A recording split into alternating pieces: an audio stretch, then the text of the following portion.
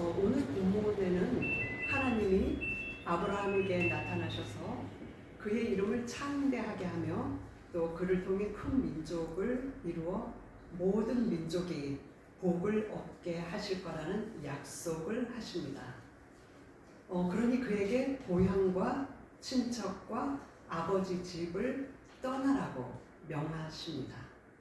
아브라함은 이 명령에 순종하여 가나안 땅으로 이주하고 그곳에서 하나님을 예배하기 시작했다는 말씀입니다. 저의 관심사는 약 4,000년 전, 지금으로부터 약 4,000년 전 아브라함에게 나타나 그에게 엄청난 축복을 주신 하나님이 2025년 한국에서 살아가는 우리에게 주시는 복과 약속은 무엇인가? 어떤 공통점은 있는가? 또 아브라함의 복이 우리에게도 해당되는가? 한번 여러분과 묵상해 보는 시간이 되었으면 좋겠습니다. 먼저 아브라함이라는 인물에 대해서 여러분들 아마 많이 알고 계실 텐데 조금 좀 더 이야기해 보자면은 여러분도 잘 알다시피 하나님의 부르심에 순종한 이 아브라함은 오늘날 이스라엘이라고 하는 민족의 시조가 되죠. 기원전 약 2000년 전, 그러니까 지금부터 약 4000년 전에 살았던 인물입니다. 그런데 이 아브라함은 놀랍게도 우리 기독교인들뿐만 아니라 유대교와 이슬람교에도 아주 중요한 인물입니다. 이 세 종교의 신앙의 중요한 인물이고 또 그 각 종교로부터 아주 귀히 존중받는 인물이기도 합니다. 유대교에서 이 유대인들은 하나님의 언약과 민족의 조상이라는 인물로서 또 존중을 하고 있고요. 또 이슬람교에서는 이 아브라함이야말로 아주 절대적인 순종을 한 예언자다라고 보고 또 존중하고 있습니다. 우리 기독교도 또 이 아브라함을 믿음으로 구원받은 믿음의 조상이다라고 여기고 존경하고 있습니다.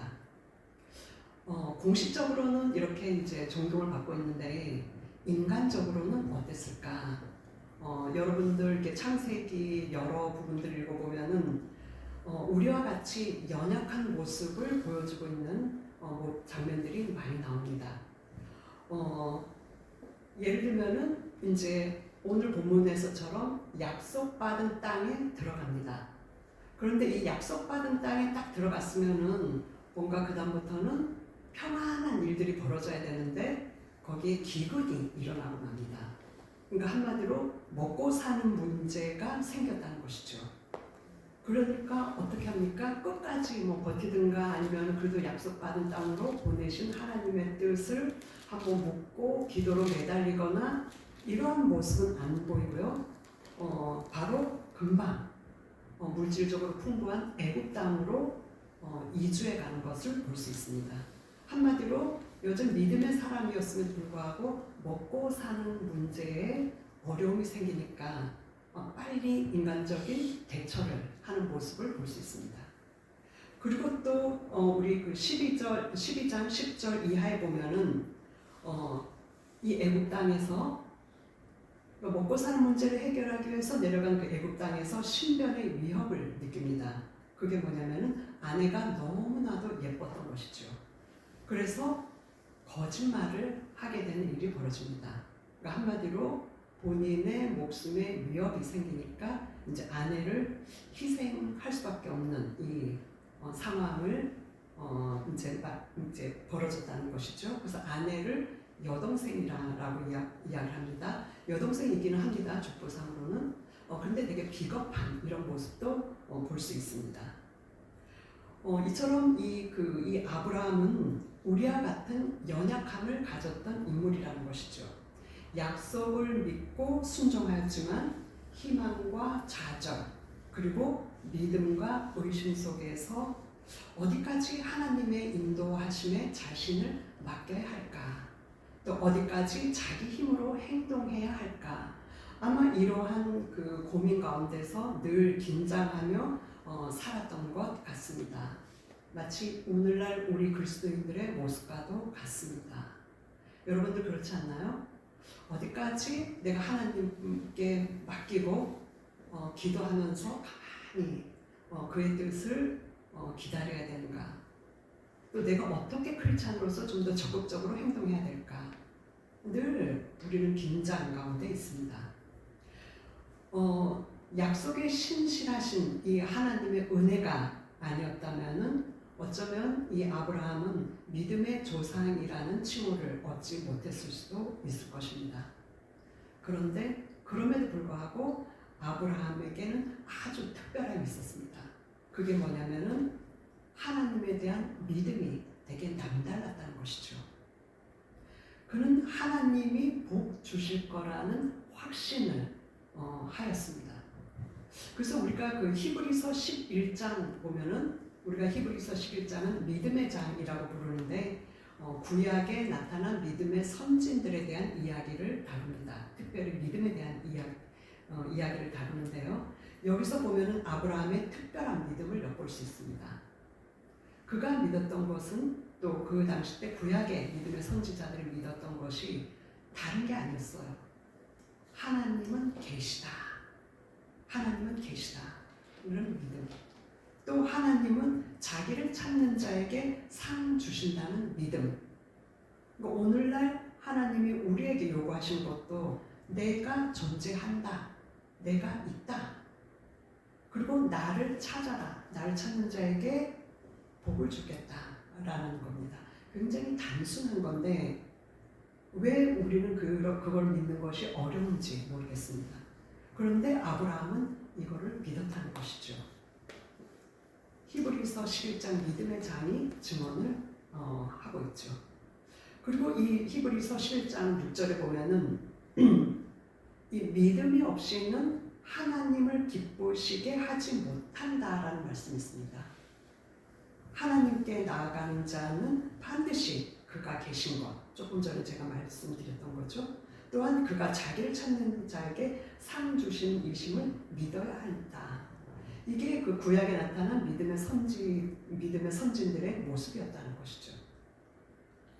자, 그런데 우리 기독교는 계시 종교입니다. 계시 종교라고 불러요. 이 말은 뭐냐면은 하나님, 그러니까 신이신 하나님이 자신을 우리 인간에게 보여주어야지만 우리가 그 하나님을 알 수 있다는 겁니다.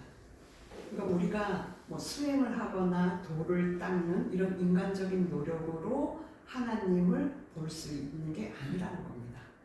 먼저 하나님이 나에게 나타나야지만 우리가 알 수 있다는 것이죠. 우리 본문이 바로 우리 기독교가 계시 종교라는 것을 보여주고 있습니다. 자, 오늘 1절에서 3절 보면은 여호와라는 이름을 가진 신, 여호와라는 이름을 가진 이 하나님이 먼저 아브라함에게 나타나셨습니다. 그리고 이 하나님은 굉장히 주도적이며 적극적으로 아브라함을 부르시고 말을 건네십니다. 여러분들 1절부터 3절에 보면은 여기 아브라함은 안 나와요. 그 하나님이 얼마나 적극적으로 아브라함에게 말을 건네시는지를 볼 수 있습니다. 근데 이 아브라함에게 나타난 이유가 있어요. 여러분도 알다시피 바로 복을 주시기 위해서입니다. 자, 이 세 구절 안에 이 복, 축복이라는 단어가 5번이나 등장할 정도로 하나님은 이 아브라함에게 복 주시기 위해 나타나셨다는 거죠. 자, 복 그러면 여러분들 어떤 복 받고 싶나요? 네, 하나님도 여러분이 받고 싶어하는 것 바로 그거, 땅, 부동산, 네, 이 땅을 주기 위해 나타나셨다는 거죠.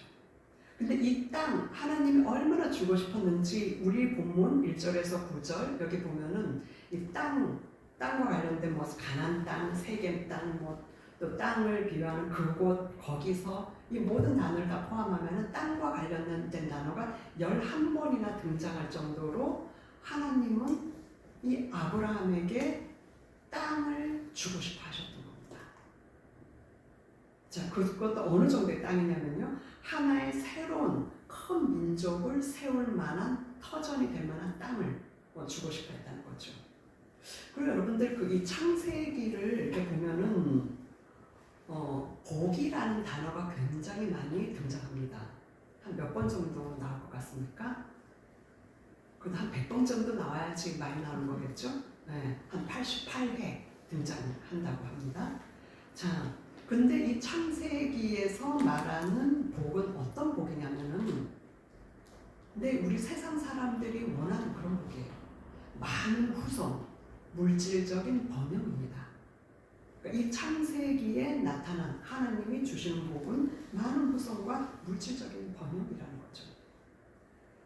아브라함에게 땅과 후손의 복을 약속하셨다는 겁니다. 그것도 큰 민족을 세울 정도로. 이 복을 받기 위해 아브라함은 첫 번째 고향 땅 우르와 또 두 번째 고향 땅 하란을 떠나야 합니다.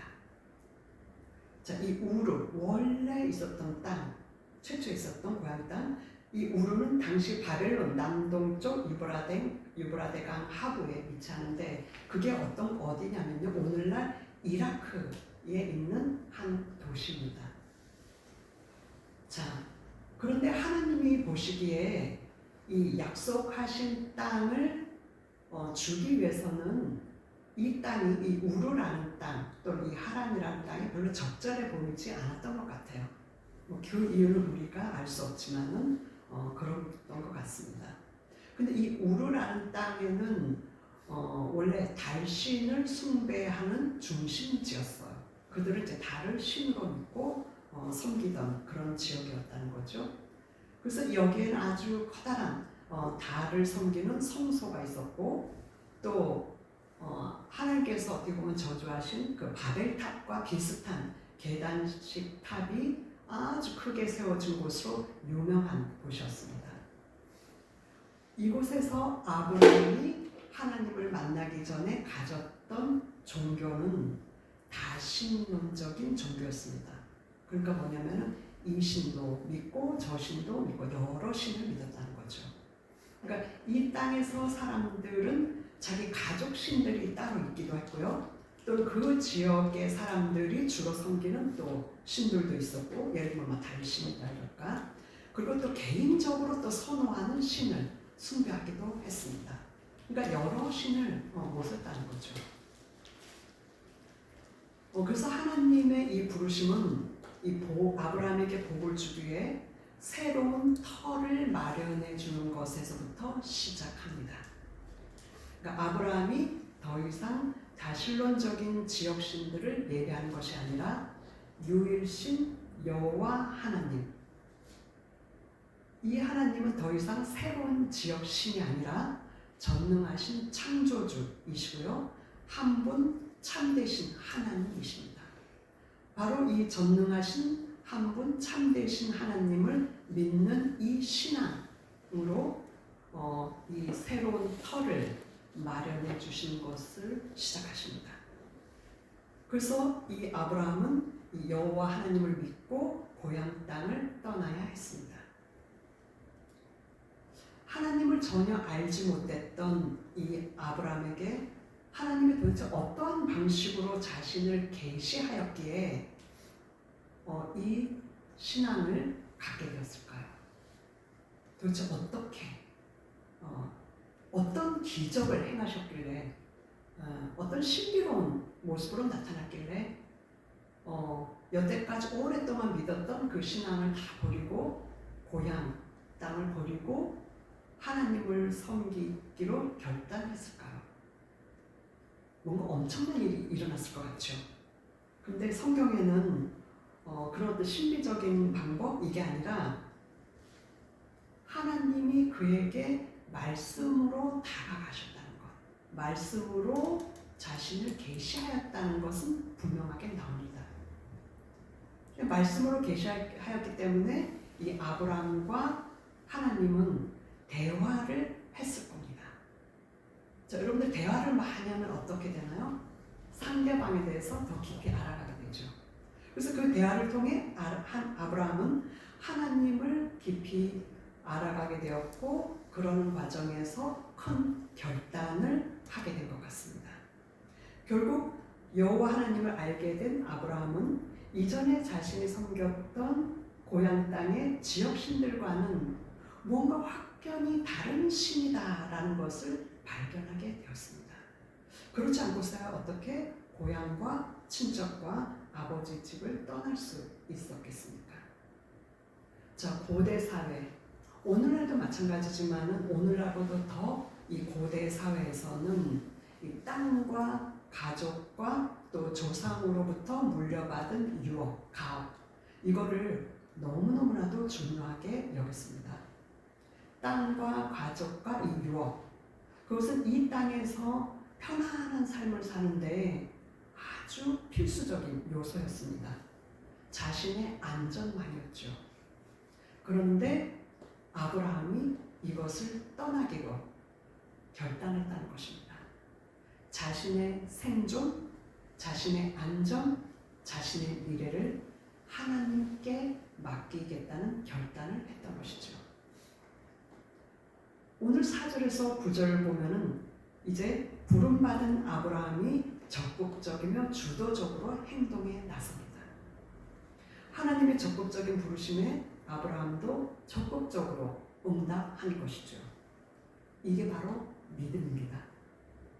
우리가 인식하든 인식하지 못하든 하나님의 부르심은 다양한 모양과 방식으로 적극적으로 우리에게 나타납니다. 다만 우리가 알아차리지 못하거나 또 아브라함처럼 적극적으로 응답을 안 할 뿐이라는 것이죠. 자, 아브라함은 하나님의 명령에 순종하여 75세의 나이에 아버지를 떠납니다. 자, 아브라함의 아버지 데라는 70세의 아브라함을 낳았습니다. 그리고는 130세 정도 더 살다가 250세에 돌아가셨습니다. 그러니까 아브라함이 75세 때 그의 아버지 데라의 나이가 130세 때였는데 이때 이 두 번째 고향인 하란에 있던 아버지 집을 떠나게 됩니다. 자, 우르에서 하란을 거쳐 가나안 세겜 땅까지, 물론 우르에서 하란으로 갈 때는 이 데라 자기 아버지가 자기 자손들을 데리고 함께 떠났습니다. 자, 우르에서 하란을 거쳐 가나안 세겜 땅까지 거리가 어느 정도 될까요? 제 나름대로 지도를 막 가지고 자료 막 하게 재보고 했는데 구글 지도로. 근데 대략 보니까 약 2,500km입니다. 2,500km라는 건 뭘 말하냐면 아주 잘 닦인 길로 자동차로 시속 100km로 달리면 약 25시간. 그러니까 하루 동안 열심히 달려야지 된다는 거죠. 그리고 이 잘 닦인 길을 건강한 사람이 짐 없이 걸어가면 한 20일, 25일 이 정도 걸리는 길입니다. 우리도 한번 달려갈 만한 그런 거리라고 생각하십니까? 자, 근데 아브라함의 믿음에서 이 놀라운 점은 우리 본문에는 명확하게 나오진 않지만 좀 불명확하지만은 히브리서 11장 8절에 보면은 이런 말이 나와요. 장래의 유업으로 받을 땅에 나아갈 때, 그러니까 하나님의 부르심을 받고 이제 가나안 땅으로 나아갈 때 갈 바를 알지 못하고 나아갔으며, 그러니까 이 말을 가만히 보면은 아브라함이 하나님의 부르심을 받았을 때 어느 지역으로 갈지 미리 알려주시지 않은 것 같은 이런 느낌이 좀 들기도 합니다. 뭐 그렇게 해석을 해볼 수도 있다는 거죠. 그럼에도 불구하고 10절에 보면은 이런 말이 나옵니다. 하나님이 계획하고 지으실 터가 있는 성을 바랬다라는 이런 기록도 있습니다. 그러니까 처음부터 어디로 이주해 갈지 알지 못할 수도 있어요. 그냥 하나님이 자, 보따리 싸라. 내가 지시할 땅으로 가라. 근데 매번 하나님이 매일 시시각각 나타나서 그의 목소리로 알려주실 수도 있을 겁니다. 그래서 매번 하나님의 목소리에 귀를 기울이며 한 걸음 한 걸음 가나안 땅으로 나아갔을 수도 있다는 것이죠. 그래서 이 히브리서 11장 8절 이거를 보면은 아브라함이 하나님을 만나고 그의 명령을 받았을 때 막 기쁘게 막 갔을 수도 있겠지만은 또 어떠냐면 긴장 가운데 갔을 수도 있겠다라고 싶습니다. 그러니까 기대도 되고 기대 반, 또 두려움 반, 네, 이 복합적인 심정을 가지고 떠났을 것 같습니다. 근데 어쨌든 이걸 보면은 이 아브라함의 바로 이 특별함은 바로 그 믿음에 있다는 것이죠. 늘 불안하고 또 때로는 확신에 차 있기도 했지만은 어쨌든 믿음으로 나아갔다는 것. 혹시 여러분은 아브라함처럼 하나님이 나에게도 그렇게 나타나서 그런 복과 약속을 주신다면 나는 2,500km가 아니라 25,000km라도 한번 달려갈 자신이 있어. 이런 마음이 저는 살짝 들었어요. 저는 살짝 들었습니다. 그래서 하나님 정말 당신이 계시다면 딱 한 번만이라도 종이 직접 나에게 나타나 말씀해 주세요. 내가 여기 있다. 내가 너와 함께하니 나만 믿고 따라오거라. 이렇게 한 번만이라도 말씀해 주신다면 나도 아브라함처럼 모든 것을 걸고 하나님만 믿고 힘차게 살아갈 수 있을 텐데 왠지 나는 내 기억에는 하나님이 직접적으로 나타나는 이런 기억이 없다는 거죠. 그런데 여러분에게는 하나님이 정말 안 나타나셨을까요? 생각해 봅시다.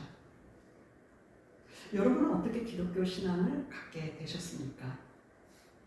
어떤 특별한 계기가 있었습니까? 아니면 어떤 신비로운 신앙 경험이 있었습니까? 아니면 거부할 수 없는 신적 계시를 받았던 것입니까? 하나님의 부르심과 믿음의 선물과 복은 사실 기적적인 방식보다는 주로 교육이라는 우리에게 가르침, 이 교육이라는 아주 보편적인 방식으로 전달될 때가 많습니다. 그러니까 하나님께서 세우신 목회자들이나 또 교사들, 또 신앙의 부모님으로부터 전수받은 이 신앙을 통해서 우리는 기독교 신앙, 아브라함이 고백했던 바로 그 하나님을 우리는 알게 되었다는 것이죠. 약 4,000년 전 아브라함에게 나타나 말을 건네신 하나님이 2025년 우리 시대에도 하나님은 그의 말씀, 성경을 통해 우리에게 말을 건네시고 복을 주시며 더 나은 본향이 있다는 것을 약속해 주십니다. 아브라함에게 주신 복과 약속의 궁극적인 목적은 그냥 단순히 이 아브라함과 그의 가족만을 위한 것이 아니었습니다. 오늘 3절에도 보면 모든 민족에게 복을 나누어 주기 위한 것이다 라고 말하고 있습니다. 그리고 창세기 18장 18절에서 19절에도 이를 명확하게 더 확실하게 보여줍니다. 아브라함은 강력한 나라가 되고 천하 만민은 그로 말미암아 복을 받게 될 것이 아니냐. 내가 그로 그 자식과 권속에게 명하여 여호와의 도를 지켜 의와 공도를 행하게 하려고 그를 택하였나니 이는 나 여호와가 아브라함에게 대하여 말한 일을 이루려 함이니라. 한마디로 아브라함에게 주신 복과 약속의 이 궁극적 목적이 바로 예수 그리스도와 교회를 통하여 이루어졌다는 것입니다. 그래서 아브라함에게 주신 이 약속의 땅의 영적인 실제는 더 나은 본향, 곧 하늘에 있는 것입니다. 현재 이스라엘과 팔레스타인은 오랜 대립과 전쟁 가운데 있습니다. 더 나은 본향이 아니라 이 세상의 육적인 땅에 집착하고 과도한 선민의식 때문에 이 이스라엘 백성은 약속을 받고도 되게 불행한 비극적인 삶을 살아가고 있습니다.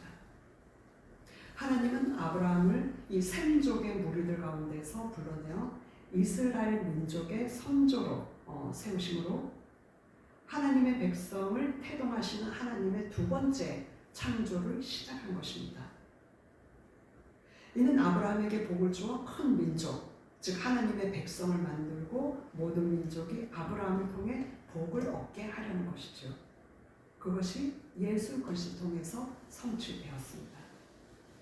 첫사람 아담과 그의 후손들의 타락으로 인해 대홍수 심판 이후에 하나님이 바로 이 셈족의 한 후손 아브라함을 부르신 목적, 아브라함이 받은 복은 궁극적으로 아브라함의 후손인 예수 그리스도의 교회를 통해 하나님의 복을 온 민족에게 전하기 위한 것이었습니다. 결국 우리가 받은 복과 약속은 아브라함과 같은 복이라는 것이죠. 아브라함처럼 우리도 하나님의 복의 통로라는 것이죠.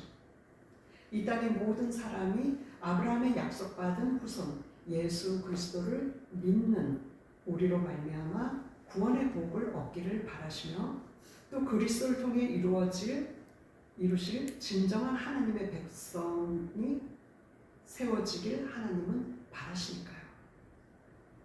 하나님이 우리에게 주시고자 하는 땅으로 나아가야 되는데 혹여 여러분은 흔들리는 믿음을 겨우 지탱하면서 하나님께 자신을 완전히 맡기지도 못하고 그렇다고 세상에 완전히 속하는 것도 불편해하며 애매모호하게 살아가고 있지는 않습니까? 어디까지 하나님의 인도하심에 나 자신을 맡겨야 하는지, 어디까지 자신의 힘으로 행동해야 하는지 여전히 헷갈리고 고민이 되십니까?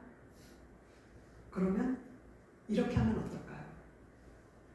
모든 것이 나의 손에 달려있는 것처럼 최선을 다하고 모든 것이 하나님의 손에 달려있는 것처럼 다 맡기고 기도하며 살아가 봅시다. 기도드리겠습니다.